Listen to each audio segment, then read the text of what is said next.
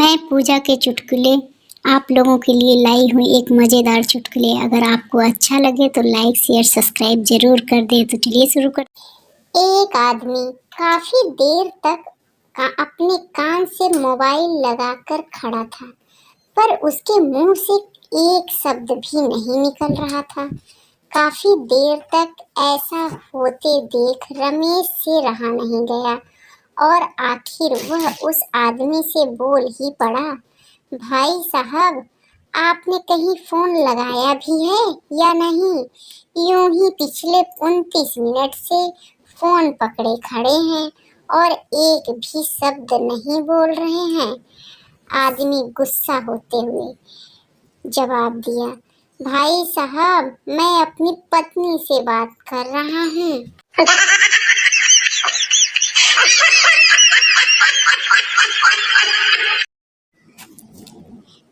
मोहल्ले में लड़कों को खेलते देख एक बुजुर्ग व्यक्ति, कैसे हो बेटा? बच्चा बोला, ठीक हूँ। बुजुर्ग, पढ़ाई कैसी चल रही है? बच्चा बोला, बिल्कुल आपकी जिंदगी की तरह। बुजुर्ग, मतलब? बच्चा, भगवान भरोसे।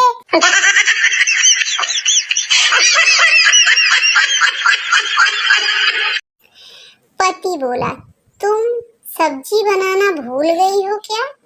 पत्नी बोली, क्यों, क्या हुआ? पति बोला, थू थू, कितनी गंदी सब्जी बनाई है। पत्नी बोली, चुपचाप खा लो। मेरी इसी सब्जी को फेसबुक पर 389 लोगों ने लाइक किया और 107 लोगों ने शेयर किया और 129 लोगों ने कमेंट किया, वाओ यम्मी। बस आपको ही मेरा खाना पसंद नहीं आता है।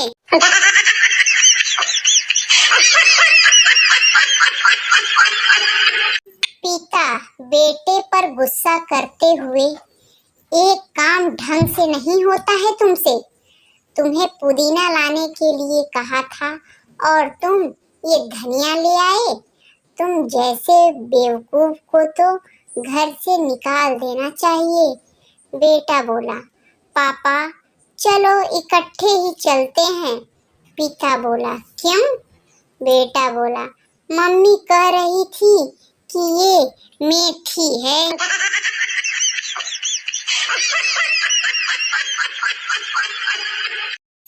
एक शराबी झूमता हुआ घर की ओर जा रहा था कि अचानक ठिठक गया। दरअसल उसके पीछे पीछे दो लड़कियां पता नहीं किस बात पर आपस में झगड़ते हुए चल रही थी। एक लड़की, भगवान करे तेरी शादी इस शराबी से हो जाए। दूसरी लड़की, नहीं, भगवान करे तेरी हो जाए। शराबी बोला, मैं रुकूं या जाऊं?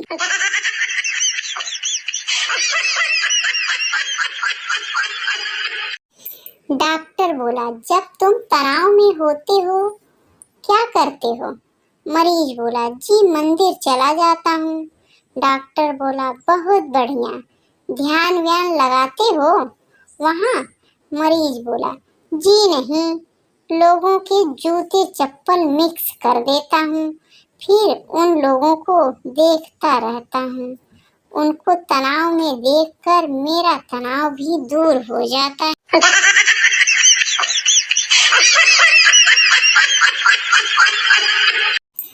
डाकू लड़की से, तेरा नाम क्या है लड़की? लड़की बोली, निशा। डाकू बोला, निशा तो मेरी एक फेसबुक फ्रेंड का नाम है भी है, जा तुझे माफ किया। डाकू लड़के से, तेरा नाम क्या है? लड़के, लड़का, नाम तो मेरा चिंटू है, पर प्यार से लोग मुझे भी निशा ही कहते हैं।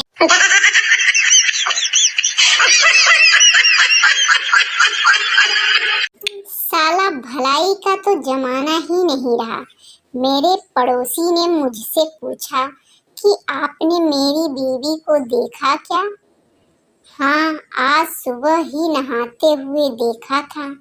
साले ने मेरी जमकर कुटाई कर दी। अब उसे कौन समझाए कि नहा तो मैं रहा था, वो गली से गुजर रही थी।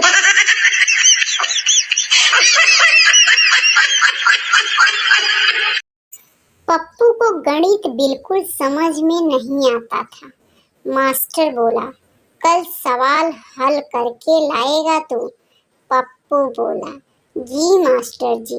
मास्टर बोला, अगर कल काम करके नहीं लाया तो मैं मुर्गा बनाऊंगा। पप्पू मास्टर का भी बाप निकला।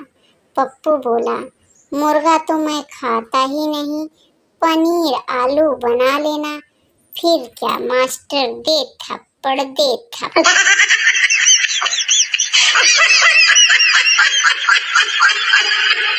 मरने से पहले पत्नी अपने पति से बोली, मैं जा रही हूँ, अब हम स्वर्ग में मिलेंगे।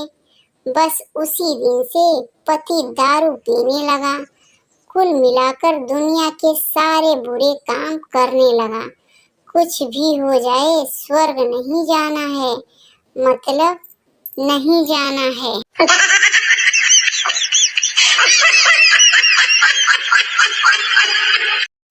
एक बार यमराज की पत्नी ने देखा कि यमराज नींद में बड़बड़ा रहे हैं और पसीने में डूबे हैं। उनकी पत्नी ने मौत के ही माथे पर पसीना देखा था, तो यमराज को जगाया और पूछा कि क्या हुआ स्वामी, आप घबराए हुए क्यों हैं? यमराज बोले, मैंने सपना देखा कि केजरीवाल मर गया और उसको यमदूत ऊपर लेकर आ रहे हैं और वह नारे लगाता हुआ आ रहा है कि दिल्ली तो हमारी है और अब यमलोक की बारी है।